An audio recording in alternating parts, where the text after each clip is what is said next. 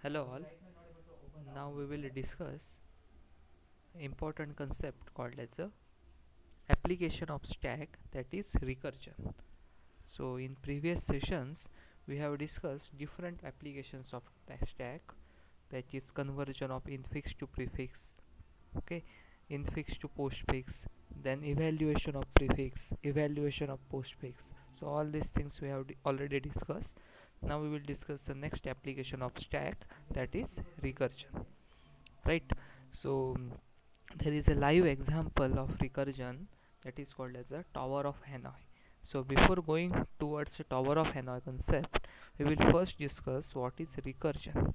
Okay, once we discuss what is recursion, then we go to the next concept, next example of a recursion, that is Tower of Hanoi. In real world, you can take you can have different number of examples. Okay, so you can easily identify such examples of recursion. Okay, first of all, in the last semester we have understood this concept, or you have seen this concept of recursive function, right? So before going to a recursive function, first we understand what is recursion.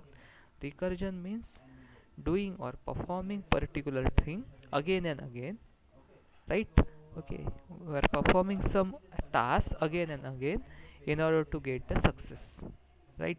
Okay, so if you have joined diploma course, then you are having a 6 semesters, first semester to 6th semester, right?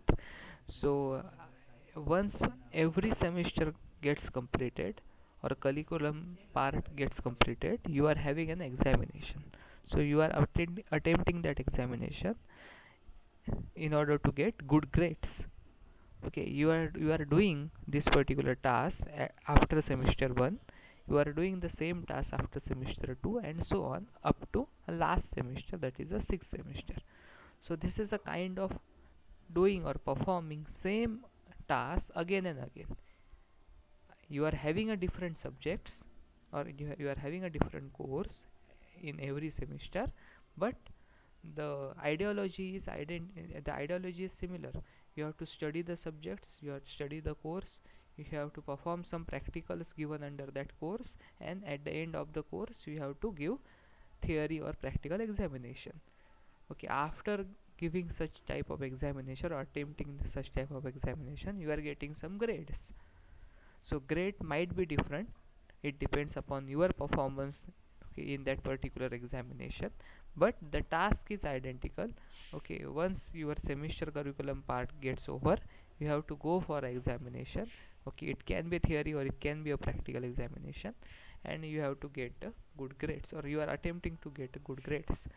So you are performing, or you are doing this task again and again until and unless you are awarded with some diploma certificate. Similarly, it is applicable for the degree certificate, and so on. It is applicable for any course, whether it is engineering, whether it is a medicine, whether it is some science or commerce course. Okay, but the same procedure is applied. So giving an examination or appearing an examination is repetitive task.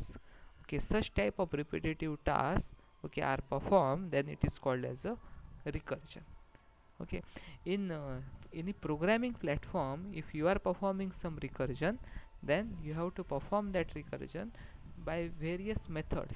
One of the method is you can create a function which, and that function will be recursive in nature. The function is recursive in nature means function is calling itself. Okay, function is calling itself. You know about what is calling of a function. You are, if you are having a main function, you are calling some other function or subordinate function. Okay, that is called as a calling of a function. So you know about a function call, right? But in within a definition of a function, or within a body of a function, if you are calling a same function, then it is called as a recursive function. One of the example given here, okay, on a screen you can identify that example. We are having a function called as a fact function, right? So this is the definition of a function. I have highlighted that definition, that fact is the name of the function, how to define a function, you know about it actually. Okay, so you have to specify the name of the function, then you have to specify what are the input parameters required for the function, and then you have to specify what is the return value, or what type of a return data you will get from the function. Okay, so all these concepts are completed in the last semester itself, but I will give you a small example, okay, so that it will be very easy for you to understand it. So if you identify, you are working on a pen manufacturing company. Consider a case. Okay, for a pen manufacturing company, uh, you are having some machine. Okay, and you have to operate on that machine. What is the speciality of that machine is that machine takes some raw material as a input, and it produces finished pens as a output. Now I want to define that machine. I want to define the specifications of that machine. Then how I can define it? First of all, I have to tell what is the name of that machine. I will give some unique name for that machine, or for sake of simplicity I am saying that pen manufacturing machine, right? Then I have to define what is the raw material for that machine. So raw material can be a ink, it can be a plastic body, it can be a plastic cap. Okay, it can be some color components and so on. So it can be a raw material, so different types of raw materials. And what is the output of that machine? Output is the finished product, finished pen. Now the important thing is that when I am saying ink is my raw material, I have to specify, okay, whether it is in which state it is, whether it is in a solid state, semi-solid state, liquid state, or gaseous state. What type of state of that particular raw material? So I have to tell, or I have to describe each and everything, every minute detail of that particular raw material. Then and then only I can operate on that machine. Every machine has unique specifications, and every machine requires unique type of raw materials. So your raw material specification is very important. So I will I will I have taken this example because, okay, what happens in a real world, what happens in a manufacturing plant, same thing happens in a software industry. In manufacturing plant we are having a machine. Okay, we have to name that machine, then we have to specify the raw material and its type of raw materials. Then we have to specify output which we will get from the machine. Similarly, in a software industry or a software program, we have to specify name of a function, then we have to specify what are the input values for that function, and at the end we have to specify what is the return type or output value of that function. So output of a machine is nothing but output of our function. It is called as a return value, and raw material in software program is called as a input parameters. So for every input parameter we have to specify the type of a input parameter, that is called as a data type. म्हणून प्रत्येक वेळेला आपल्याला input parameter देत असताना data type द्यावे लागतात, फंक्शनचं नाव सांगावं लागतं, आणि फंक्शन आपल्याला काय व्हॅल्यू परत देणार आहे, रिटर्न व्हॅल्यू काय, त्याचं आउटपुट काय ते पण सांगावं लागतं. आउटपुट कोणत्या पद्धतीचं मिळणार आहे ते सांगावं लागतं आपल्याला. ओके, तुम्हाला बॉल पॉईंट पेन मिळणार आहे किंवा इंक पेन मिळणार आहे किंवा अजून कोणत्या टाईपचं पेन मिळणार आहे हे तुम्हाला आधी स्पेसिफाय करावं लागतं, तेव्हा टाईप सांगावं लागतं. ओके, सो ज्यांना लक्षात येत नसेल फंक्शनची कन्सेप्ट त्यांना हे उदाहरण खूप चांगलं आहे, त्याच्यावरून ते लक्षात ठेवू शकतात. Okay, so now the things are very clear to you. Fact is the name of a function, right? Then you have to specify the input parameter. So I want to find a factorial of some input value. Okay, then input value must be an integer value. Okay, and the variable name is n. You can take any variable name, you can take p, q, z, anything. Okay, and then this is the int is the return type. Okay, so if you have taken a 5 as the value of n, then factorial of a 5 you can identify it. It is very easy. Factorial of 5 is nothing but 5 into 4 into 3 into 2 into 1. You can easily get it, right? So you have to perform this particular multiplication activity, right? 5 into 4, then 4 into 3, then 3 into 2, then 2 into 1. This is a repetitive activity. Multiplication is a repetitive activity. Initially you want to find a factorial of 5, then you have to find 5 into factorial of 4, then you have to find 5 into 4 into factorial of 3, then 5 into 4 into 3 into fact of 2, then 5 into 4 into 3 into 2 into fact of 1. And in mathematics you know about it, the fact of 1 is nothing but 1 itself, right? So then you have to come in a reverse direction, so this is a classic example of stack or application of stack, right? So you are going, okay, you are pushing elements in a stack, and at the end of the activity you are performing pop operation. So initially you are performing push operation, and at the end of the activity you are performing pop operation. I will show you how it works actually. Okay, just wait for a minute.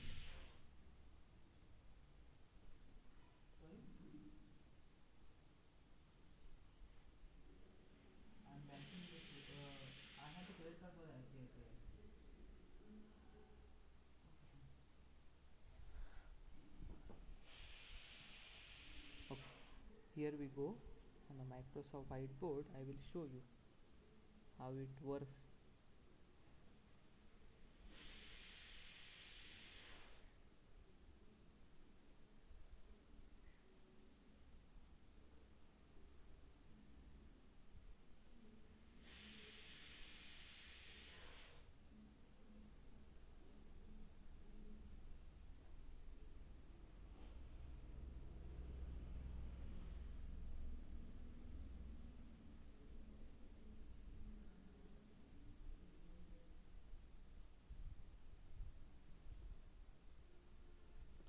So this is my stack.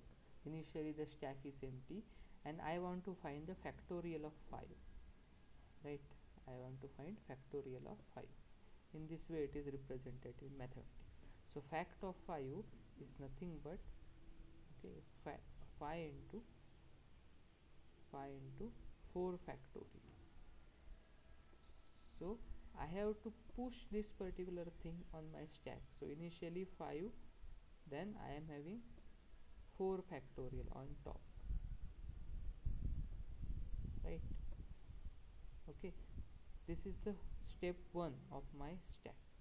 In a step 2, what I have to perform, okay, I have to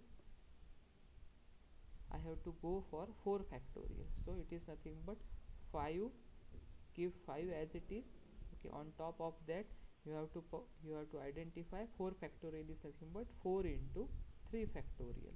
So in this manner, 3 factorial here. This is the step 2. In the next step you have to again create a stack, okay. So initially you are having 5, then you are having 4, then you are having factorial of a 3, right?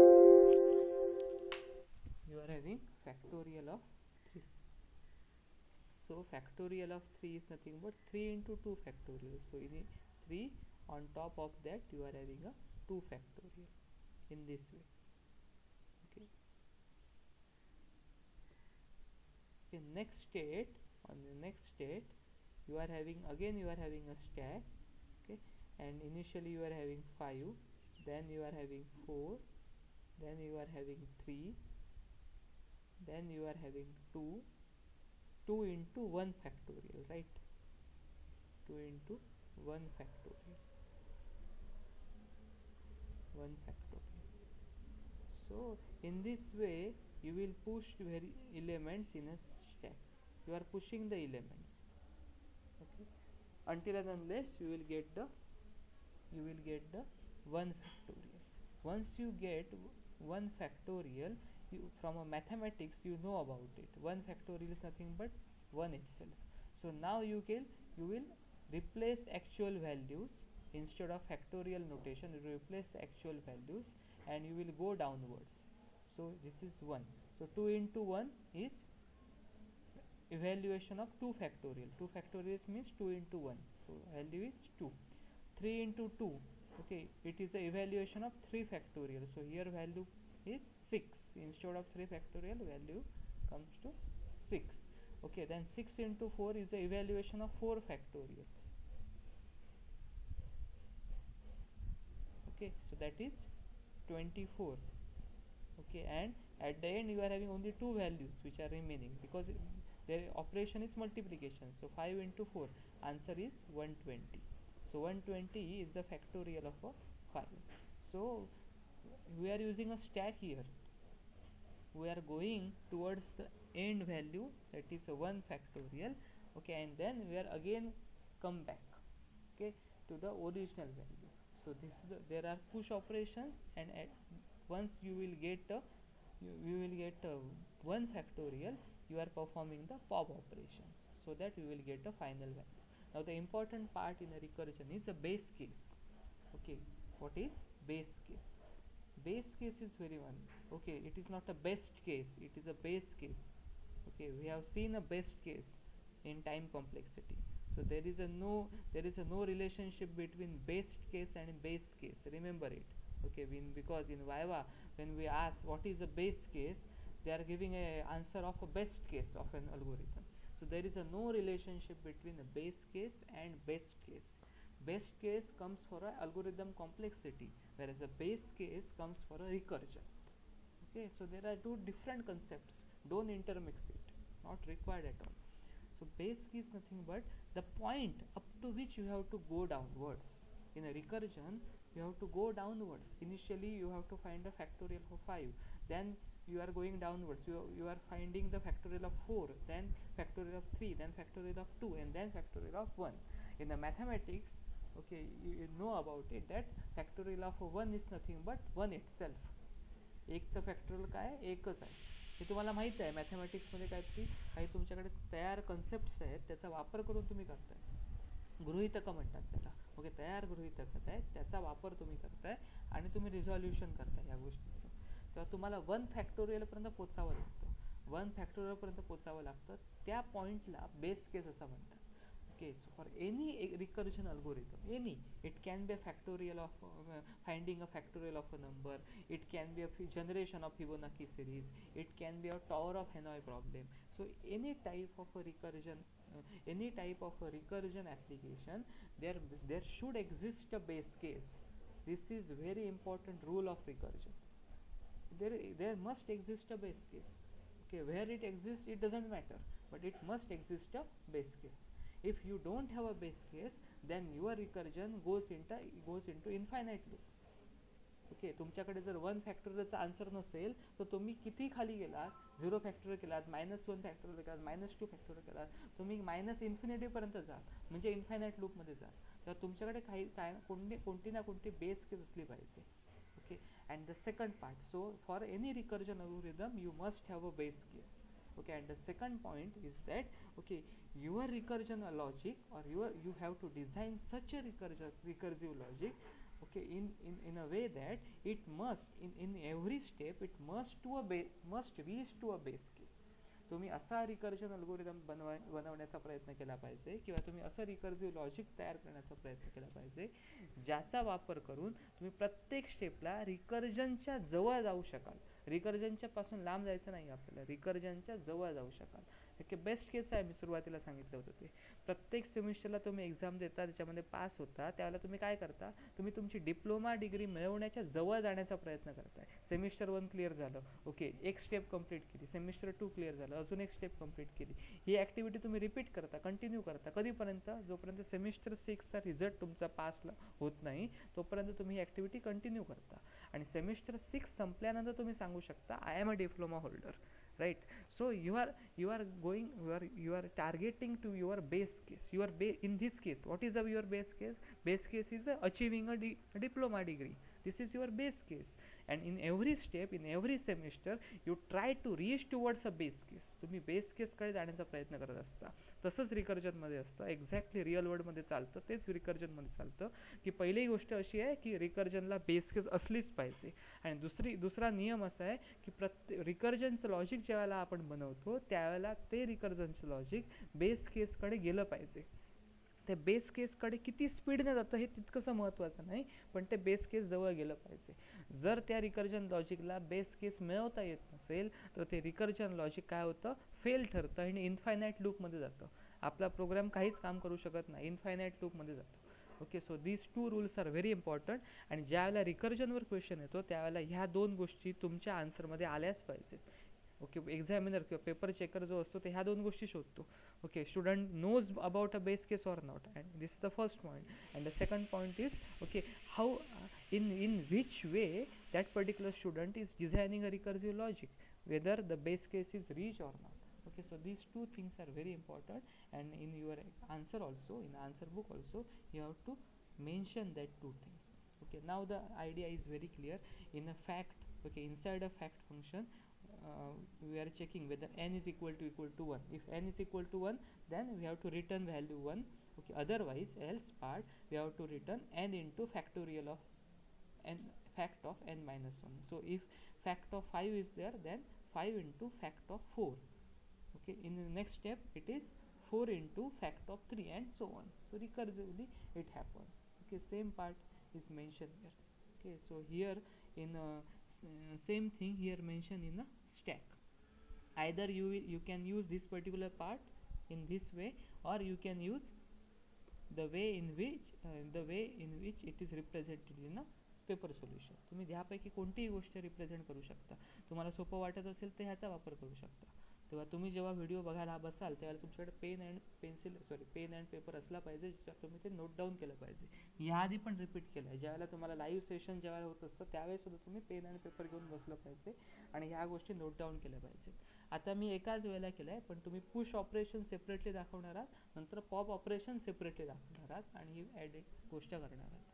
Okay, either तुम्ही हे example वापरा जे स्क्रीनवर दिसत आहे, किंवा तुम्ही paper सोल्युशनमध्ये दिलं आहे ते वापरू शकता. Okay, both things are identical. Otherwise you will take some other representation also in which is present in a Google. So okay, so representation दुसरं चालेल, पण तिथे पुश अँड पॉप ऑपरेशन दिसली पाहिजे, जी जास्त महत्त्वाची, किंवा हे रिप्रेझेंटेशन सुद्धा चालेल. Okay, now in this particular answer they haven't mentioned about a base case. Actually त्याने बेस केसबद्दल सांगितलं आहे, पण मी आता जसं सांगितलं तसं लिहिलं नाही आहे. सो तुम्ही मेन्शन करणार आहात. Okay, that is very important. Paper solution हे फक्त सजेस्टिव्ह असतं. ओके, पण एक्झामिनरला किंवा पेपर चेकरला काय एक्सपेक्टेड आहे ते मला मी सांगतो आहे. पेपर चेकरला पेपर सोल्युशनमधल्या गोष्टी एक्सेप्टेड असतातच. ओके, त्याच्याबरोबर त्याला बेस केस पण माहिती असली पाहिजे, हे एक्सपेक्टेड असतं. So you have to highlight that. Okay, तुम्ही काय हायलाईट करणार आहात, rules of any recursion algorithm. The first rule is recursive algorithm must have a base case, and the second rule is the recursive logic must, in every step the recursive logic must try to reach towards a base case. So I think the recursion idea is clear to you. In the next session we will discuss Tower of Hanoi. Okay, I will make one more video about on a tower of Hanoi and share with you. Okay, thanks for learning, thanks for attending this session. Stay home, stay safe.